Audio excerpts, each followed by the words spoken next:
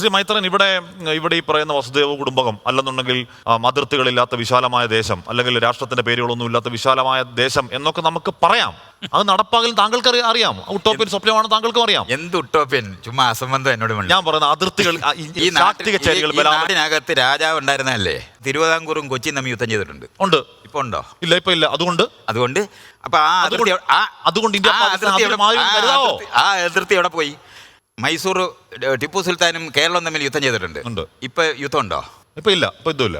കാവേരിയും ആയിട്ട് ബന്ധപ്പെട്ട് വരുന്ന വെള്ളത്തിന്റെ കാര്യം വരുന്ന സമയത്ത് തമിഴ്നാട്ടുകാരും കർണാടകക്കാരും മഴകിടുന്നുണ്ടല്ലോ. യുദ്ധം ഉണ്ടോ? ഇല്ല. അപ്പൊ ഇവിടുന്ന് പഞ്ചാബ് വരെ യുദ്ധമില്ലാതായിട്ടുണ്ടോ? അങ്ങനെയാണ് യുദ്ധം പറയുന്നത്.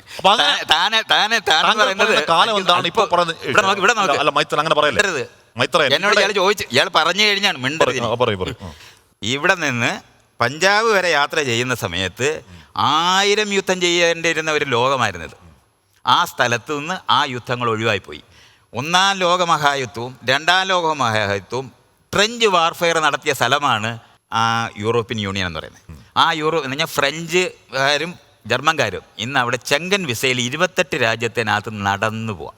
ഈ ലോകം മാറിക്കൊണ്ടിരിക്കുന്ന കാണാതെ അതിർത്തി ഭയങ്കര സംഭവമാണെന്നൊക്കെ എനിക്ക് പറഞ്ഞ് മനസ്സിലാക്കാനും തനിക്ക് അസാമാന്യമായ വിവരക്കേടുണ്ടെങ്കിലേ പറ്റൂ. അല്ലാതെ കഴിയില്ല.